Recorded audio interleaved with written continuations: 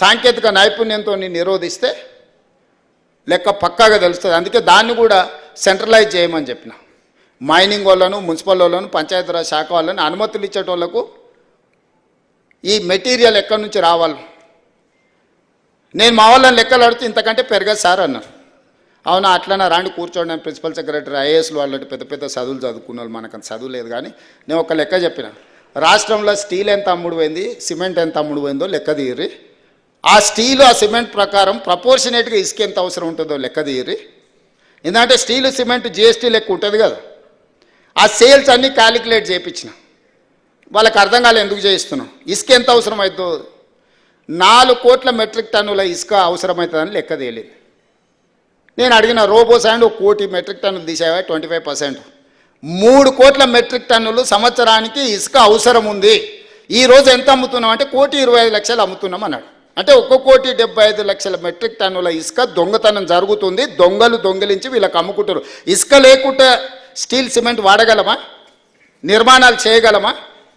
అంటే ఏదో ఒక రూపంలో ఇసుక వాళ్ళ దగ్గరకు పోతుంది కదా.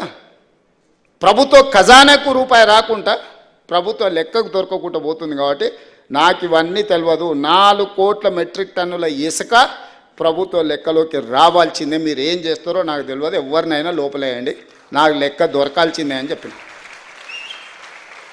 ఒక్క దెబ్బకు రోజుకి ఇప్పుడు 1,00,000 మెట్రిక్ టన్నులకు పెరిగింది. అంతకుముందు 30,000 35,000 అమ్ముడు పోయేది. ఇప్పుడు రియల్ ఎస్టేట్ బిల్డర్స్ ఇక్కడ కూడా క్రెడాయి వాళ్ళందరూ వాళ్ళని పిలిచి అడగమని చెప్పిన. మీకు ఎంత కావాలో మాకు చెప్పు, మేమే డైరెక్ట్ మీకు డోర్ డెలివరీ ఇస్తామని.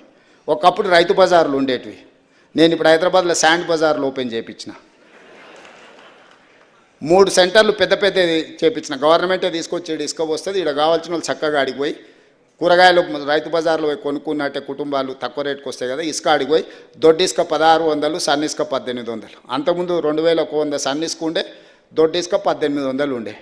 సన్న ఇసుక మీద 300, దొడ్డి ఇసుక మీద 200 డిస్కౌంట్ ఇచ్చి హైదరాబాద్ వరకు తీసుకొచ్చి మీరు ఆన్లైన్లో లారీ బుక్ చేసుకుంటే మీ ఇంటికాడనే ఇస్తాం. మీరు డైరెక్ట్ పోతే అడిగిపోయి తీసుకొచ్చి ఇసుక ఏడ కొనుక్కోవాలి, ఎవరిని అడగాలి? ఏ దొంగోడు అర్ధరాత్రి పూట లారీ తెచ్చిపోస్తాడో, రాత్రి అంతా మెలుకొతో ఉండాలి, తిప్పలు పోయింది. మైనింగ్ డిపార్ట్మెంటే మీ ఇంటి దగ్గర డోర్ డెలివరీ ఇచ్చే, ఆయనను మందు డెలివరీ ఇచ్చే విధానం తెచ్చి నేను ఇసుక డెలివరీ ఇచ్చే విధానం తీసుకొచ్చిన. దీనివల్ల వినియోగదారులకు వెసులుబాటు దొరుకుతుంది, ప్రభుత్వానికి ఆదాయం పెరుగుతుంది. నేను బిల్డర్స్ అందరికీ కూడా ఈ వేదిక మీద నుంచి విజ్ఞప్తి చేస్తున్నాను, మీకు ఏం కావాలనో ఇండెంట్ ఇవ్వండి. మీరు భయపడాల్సిన అవసరం లేదు. ఎవడు కోసమో మీకు వస్తుందా రాదా అని టెన్షన్ ఎందుకు? మంచి బిజినెస్ చేసుకోండి, ట్రాన్స్పరెంట్ బిజినెస్ చేసుకోండి. చట్ట పరిధిలో చట్టపరంగా అనుమతులు తీసుకోండి, నిర్మాణాలు చేయండి, దానికి సంబంధించిన సామాగ్రి కొనుక్కోండి. కొనుక్కున్న ప్రతి రూపాయికి పన్నులు కట్టండి.